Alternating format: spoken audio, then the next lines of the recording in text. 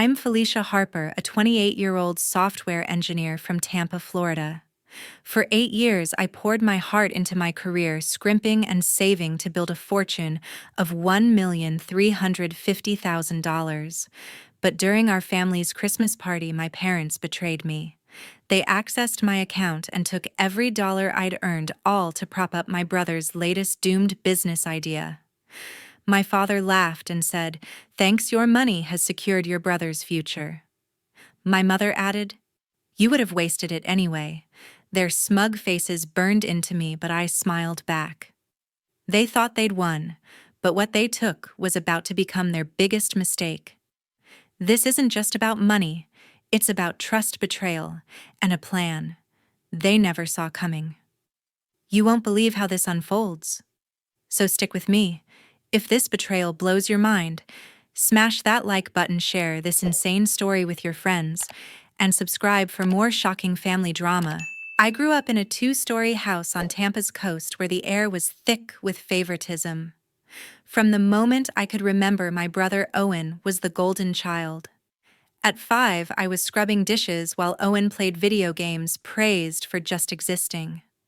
My parents, dad a sales manager and mom an office worker, showered him with attention, excusing his every mistake. When he crashed his bike into a neighbor's fence, they called it spirited. When I forgot one homework assignment, I was careless. By 12, Owen got a new phone for good behavior. I got lectures on responsibility. Their bias wasn't subtle. They'd beam at Owen's soccer games while my science fair wins earned a nod, maybe a nice job. Owen's failures started early. At 16, he convinced Dad to fund a skateboard shop idea. It tanked in months, but they blame the market, not him. I worked weekends at a grocery store to buy my own books while Owen got cash for trying. When he flunked math, Mom hired a tutor. When I needed help, they said, "Figure it out, Felicia." I did. I learned to rely on myself because waiting for their support was like waiting for rain in a desert. By high school, Owen's schemes grew bigger. He launched a coffee cart at 18, promising it'd be a hit. Dad emptied their savings to back it. It folded in 6 months, bad location, worse management. They still called him entrepreneurial. I took extra shifts at a local diner to save for college, knowing no one would hand me anything. My parents never noticed my late nights or straight A's. Owen's half-baked plans always stole the spotlight. One Christmas when I was 15, I saved up to buy Mom a necklace. She wore it once, then gave it to Owen's girlfriend to cheer her up. That stung. Meanwhile, Owen got a car for his 17th birthday, despite failing his driver's test twice. Dad said it was an investment in his future. My future. Apparently, it was my job to build. The pattern never changed. Owen's college years were a blur of failed startups, some tech app, a food truck, even a t-shirt brand. Each time, my parents bailed him out. "He's finding his path," Mom would say while I juggled part-time jobs and honors classes. I stopped expecting fairness. Instead, I built walls, saving every penny I earned, determined to escape their shadow. Owen's latest flop, a cafe that burned through their retirement fund, didn't surprise me. What did was how they still believed in him, no questions asked. I wasn't bitter, just clear-eyed. Their favoritism shaped me, but not in the way they expected. It taught me discipline, grit, and the value of standing on my own. While Owen leaned on their endless support, I learned to trust my own strength. I wasn't their priority, but I became my own. That foundation, hard-won and fiercely guarded, set the stage for everything that followed. When I stepped into the University of South Florida, I knew no one was going to hand me a future. My high school years of scraping by on diner tips had taught me that much. I threw myself into computer science, teaching myself to code late at night after classes. Online tutorials became my lifeline: Python, Java, anything I could get my hands on. I wasn't a natural, but I was relentless. By sophomore year, I landed a partial scholarship for my grades, covering half my tuition. The rest I paid with late shifts at a campus bookstore shelving novels while debugging scripts in my head. My first big break came at a university hackathon. I built a small app to track study schedules, nothing fancy, but it won third place. That caught the eye of a professor who recommended me for an internship at a Tampa tech startup. The pay was modest, but I soaked up every line of code, every meeting, every chance to learn. I stayed late fixing bugs others ignored, earning a reputation as the one who got things done. By junior year, I was juggling 2 part-time jobs, bookstore clerk, and freelance coding gigs while maintaining a 3.8 GPA. Sleep was optional. That's when I met Amy Foster, a fellow coder at the startup. She was sharp, no nonsense, and saw through the fluff some of our colleagues spewed. We clicked over late-night debugging sessions, bonding over bad coffee, and shared frustration with sloppy code. Amy became my sounding board, the one I'd text at 2 a.m. about a tricky algorithm or a professor's impossible deadline. She wasn't just a colleague. She became my closest friend, the kind who'd call me out but always had my back. We'd joke about quitting tech to open a food truck, but we both knew we loved the grind too much. After graduation, I landed a full-time role as a software engineer at a mid-sized tech company in Tampa. The salary was a revelation, 6 figures more than my parents had ever earned combined. I wrote cleaner code, led small projects, and started investing my earnings. A financial literacy course in college had drilled one thing into me: save aggressively, invest smart. I put half my paycheck into index funds and a small rental property, watching my savings grow steadily. My goal wasn't flashy cars or designer bags. It was freedom, the kind I'd never had growing up. Over 8 years, I built a nest egg of $1,350,000. It wasn't luck. It was discipline, skipping vacations, cooking at home, saying no to nights out. Amy was my cheerleader, always pushing me to stay focused. "You're building an empire," she'd say, half joking when I'd stress over market dips. She'd invite me to her place for cheap wine and code reviews, keeping me grounded. Her friendship was a constant in a life I'd carved out alone. My job wasn't glamorous. I spent days untangling legacy code and nights on call for system crashes. But I loved the challenge, solving problems, building something lasting. My team respected me, and my manager trusted me with bigger projects. By 28, I was leading a team of 5, mentoring new hires, and presenting at regional tech conferences. I wasn't just surviving, I was thriving. That money, $1,350,000, was my safety net, my proof I didn't need anyone's handouts. Amy understood that. She'd tease me about my frugal habits but admired the hustle. "You're unstoppable," she'd say, and I believed her. I had no idea how soon that strength would be tested or how the empire I'd built would become a target. One summer morning, I got a call from my father. "How's your savings going, Felicia?" He asked, his tone too casual, like he was fishing for something. It wasn't the first time.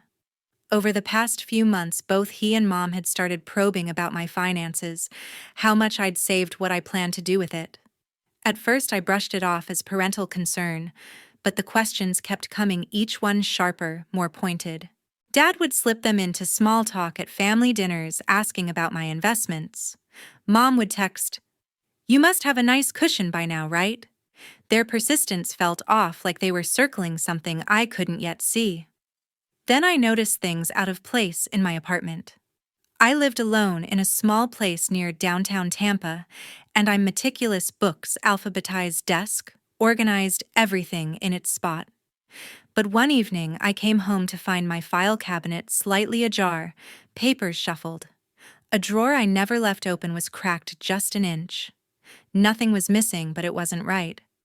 I started paying attention. A week later, my laptop charger was unplugged, lying across my desk instead of coiled neatly. Someone had been in my space. I had no proof it was my parents, but who else had a key? The real red flag came with my email. I'd always been careful, strong passwords, 2-factor authentication, the works. But one night I got a notification about a login attempt from an unfamiliar device. It failed, but the location pinged near my parents' house. I reset everything, added extra security, and checked my account logs.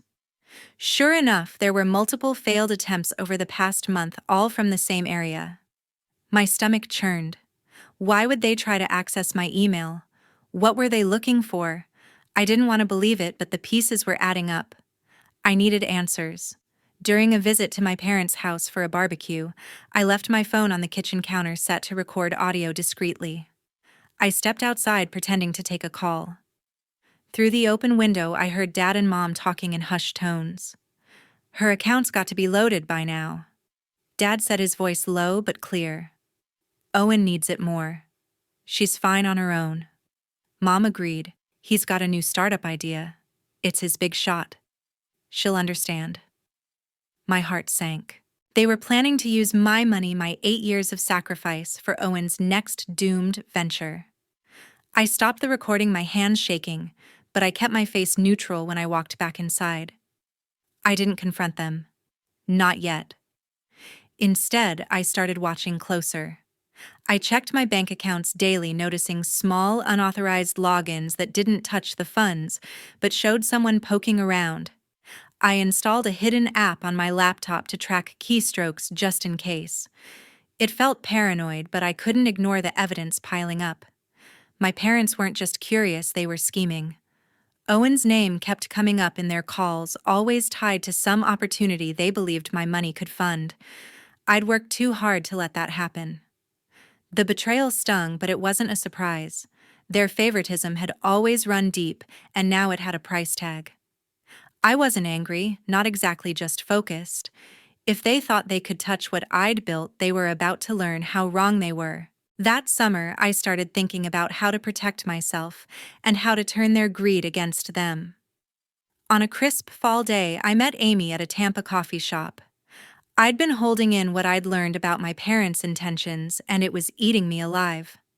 Over black coffee, I spilled everything, their relentless questions about my savings, the rummaged drawers, the email login attempts, the recorded conversation about using my money for Owen. Amy's jaw tightened. "They're crossing a line," she said, her voice sharp. "You need to protect what's yours." I nodded, already thinking ahead. I wasn't going to confront them, not yet. Instead, I'd turn their plan against them, and I needed help to do it right. Amy suggested a financial advisor she trusted, Thomas Reed. I booked a meeting with him the next day. Thomas, a calm, gray-haired man in his 40s, listened as I laid out my concerns. "You need to secure your assets immediately," he advised. He walked me through opening a new private account at a different bank, one my parents couldn't access. Over the next week, I quietly transferred most of my savings, everything but $1,350,000, into this safe account. That remaining sum, I decided, would stay in the joint account as bait. Thomas approved, saying, "Let them think they've won, but control the terms." Next, I needed legal backup. Amy connected me with Diane Perry, a lawyer known for her no-nonsense approach. Diane, in her sharp blazer and sharper tone, was all business. "If they take that money without consent, it's a clear breach," she said. She drafted a formal demand letter ready to send if they acted, outlining their obligation to return the funds or face legal consequences. "This gives you leverage," Diane explained, handing me the draft. I tucked it away, feeling a step closer to control.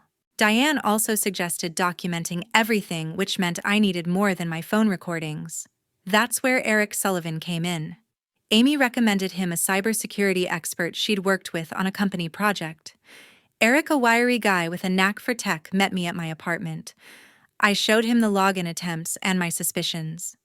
"You need hard evidence," he said, already pulling out his laptop. He installed discrete software on my joint account's online portal set to log every access attempt with timestamps and IP addresses. Then he helped me hide a small camera in my living room, angled to catch anyone near my desk.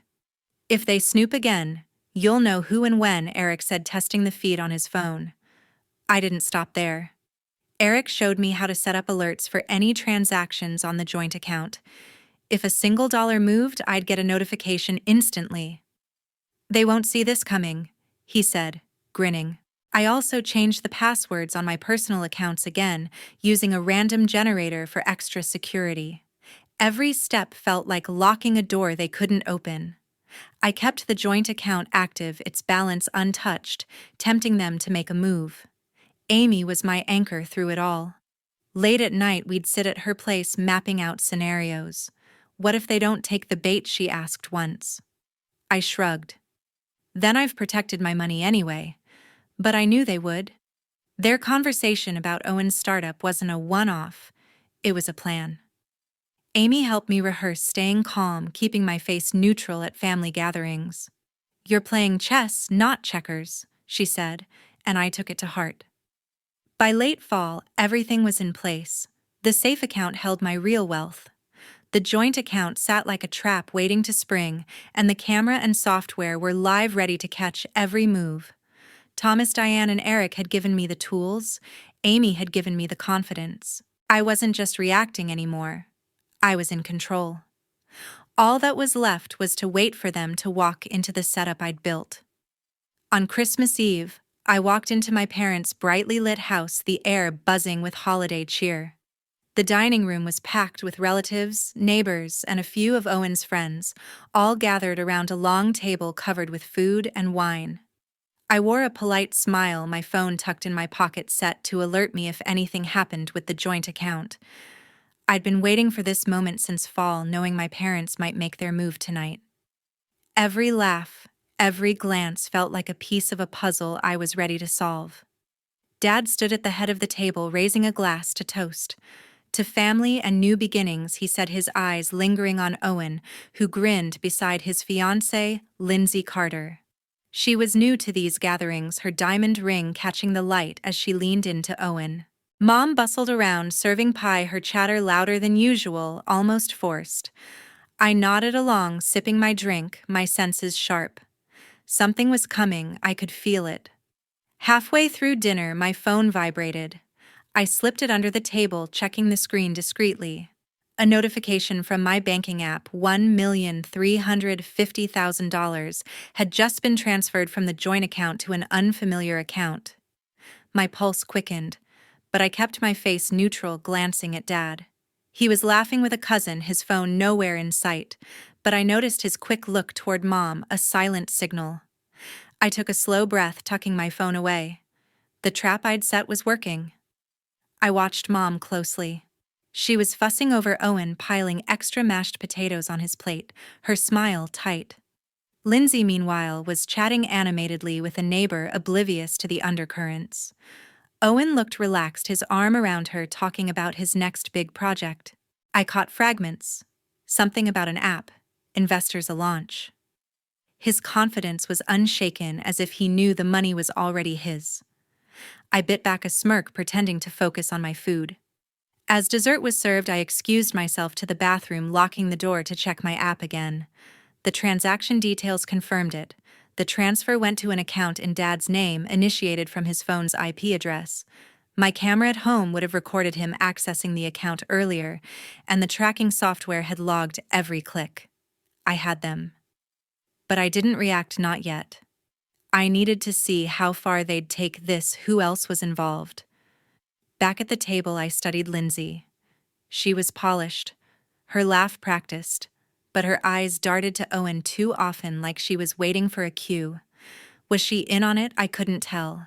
She complimented Mom's decorations, her voice sweet, but I noticed her fingers tapping nervously on her glass. Owen, meanwhile, kept boasting about his plans, dropping hints about big funding coming soon. Mom nodded eagerly, her eyes avoiding mine. Dad stayed quiet now, his earlier energy replaced by a careful calm. I played my part, joining small talk, laughing at jokes, even clinking glasses with Owen when he proposed a toast to prosperity. Inside, I was counting every move, every word. My phone buzzed again, another alert this time, a login attempt on the joint account blocked by my new security. Someone was still trying, even now. I glanced at Dad, who was checking his phone under the table, his brow furrowed. He didn't know I'd locked him out of further access. The night dragged on with carols and gift exchanges, but I stayed focused. Lindsay mentioned a wedding venue they'd booked, expensive and exclusive. Owen grinned, saying, "It's all falling into place." Mom chimed in, "You deserve the best, both of you." I smiled, my mind racing. Were they all complicit, or was Lindsay just along for the ride? I'd find out soon enough. As I helped clear plates, I caught Dad slipping into his study, phone in hand. I didn't follow, he'd already made his move, and my evidence was secure. The trap was set, the bait taken. All I had to do now was keep my cool and let their actions unravel them. The morning after Christmas, I drove to my parents' house, my laptop and a folder of evidence in the passenger seat. My pulse was steady, my mind clear. I'd spent months preparing for this moment, and now it was time to face them. I pulled into their driveway, the holiday decorations still glowing, and walked to the door with purpose. This wasn't about anger, it was about holding them accountable. Inside, Dad was sipping coffee at the kitchen table, Mom arranging leftovers, Owen sprawled on the couch, and Lindsay flipping through her phone nearby. They looked up, surprised to see me so early. I didn't waste time. "We need to talk," I said, my voice calm but firm. I set my laptop on the table and opened it, pulling up the banking app that showed the transfer of $1,350,000 to Dad's account. Their faces froze. "You moved my money last night," I said, locking eyes with Dad. "I know it was you." He opened his mouth to protest, but I held up a hand. "Don't. I have proof." I played the recording from months ago.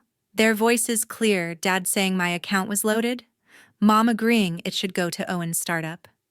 Their eyes widened, Mom's hand trembling as she gripped a dish towel. Owen shifted uncomfortably, glancing at Lindsay, who looked confused but stayed silent.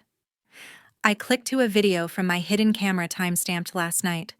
It showed Dad at my desk, hunched over his phone, logging into the joint account. "You used my apartment key," I said. "You thought I wouldn't notice." Dad's face reddened, but he didn't speak. Mom stammered. "Felicia, it's not what you think," I cut her off. "It's exactly what I think. You plan to take my money from my younger brother, Owen. Again." I turned to Owen. "Your startup, right? Another big idea." He avoided my gaze, muttering, "It's not like that." Lindsay frowned, her eyes darting between us, but she didn't speak. I didn't know if she was involved, but her silence told me she wasn't surprised. I slid Diane's demand letter across the table, the paper crisp and official. "This is from my lawyer," I said. "You have 48 hours to return the $1,350,000 to my account. If you don't, I'm taking legal action." Dad finally spoke, his voice low. "We were just trying to help Owen." "You've got so much, Felicia." I laughed, sharp and cold. "Help my younger brother, like you've always helped him while I got nothing. I earned that money. It's mine." Mom's eyes filled with tears, but I didn't soften. "You had no right," I said. "You accessed my account without permission. That's not borrowing. It's a crime." Owen stood, his face flushed. "You're blowing this out of proportion." "We're family." I held his stare. "Family doesn't betray family, Owen. You've taken enough." Lindsay reached for his arm, whispering something, but he shook her off. I didn't care about their excuses. I'd seen their true colors years ago, and now I had the evidence to prove it. I closed my laptop, picking up the demand letter. 48 hours, I repeated. The bank logs, the recording, the video, they're all backed up. If you try anything, my lawyer's ready. I looked at each of them, Dad's clenched jaw, Mom's tear-streaked face, Owen's defiance, Lindsay's unease. "This ends now," I said, and walked to the door. As I stepped outside, the weight of years lifted. I'd built my life on my own terms, and I wasn't letting them take that away. The next move was theirs, but I was ready for whatever came. In the 48 hours that followed, I waited for my family's response, my phone never far from my hand. The silence was deafening. No calls, no texts, no apologies. On the second day, just before the deadline, a notification pinged. $1,350,000 had been transferred back to my account. No explanation, no note. I checked the banking app, confirming the funds were secure. They'd folded just as I'd expected. But the victory felt hollow, a confirmation of their betrayal rather than a resolution. I learned later that Dad had drained his savings to return the money, leaving their finances strained. Mom had stopped hosting her usual neighborhood brunches, too ashamed to face the gossip. My younger brother Owen was hit hardest. Without the funds he'd counted on, his startup plans collapsed. Investors backed out, unwilling to trust a project with no capital.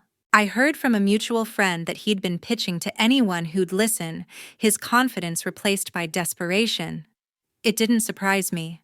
Owen had always relied on others to prop him up, never building anything on his own. Lindsay's departure was the next blow. A week after the confrontation, she left Owen. Word reached me through a cousin she'd packed her bags, returned the engagement ring, and moved to Miami. She didn't want to be tied to someone whose future was crumbling, the cousin said. I couldn't blame her. Lindsay had seen the cracks in Owen's plans, maybe even in his character. Her exit was quiet but final, a reminder that loyalty has limits when promises fall apart. I made my own decision in those weeks. I drove to my parents' house one last time, not to talk, but to act. I handed Mom a letter, my words clear: I was done. No more family dinners, no more calls, no more pretending we were something we weren't.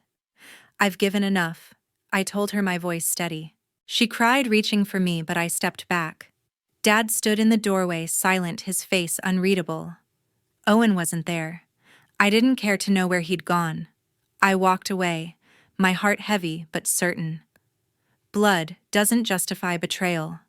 Back in my Tampa apartment, I turned my focus forward. The money I'd protected wasn't just for me anymore. I'd spent years building my wealth through discipline, and now I wanted it to mean something bigger. I contacted a local nonprofit and set up a foundation to support young women starting their careers, mentorship, scholarships, resources to stand on their own. I named it Horizon Fund, a nod to the future I'd fought for. The first grant went to a single mother studying engineering, her determination mirroring my own. Every application I reviewed reminded me why I'd drawn the line. No one should have to beg for what they've earned. The process wasn't easy. Late nights drafting the foundation's mission, meeting with advisors, and sorting through applications took time, but it gave me purpose. I wasn't just rebuilding my life, I was creating something that could outlast it. The women I helped didn't need to know my story, but their successes felt like mine. Each one was proof that self-reliance could triumph over dependence. Looking back, I saw the lessons carved into every step of this mess. Family isn't a blank check for trust. It's a bond that requires respect, not blind loyalty. Setting boundaries wasn't selfish, it was survival. I'd spent years proving I could stand alone, from scraping by in my early 20s to securing my finances against those closest to me. Protecting what I'd built wasn't about greed, it was about honoring my own work. No one, not even family, had the right to take that away. I don't know what became of my parents or Owen after that. I didn't look back. My life was quieter now, filled with new connections, friends who valued me, colleagues who respected my drive, and strangers whose dreams I helped spark.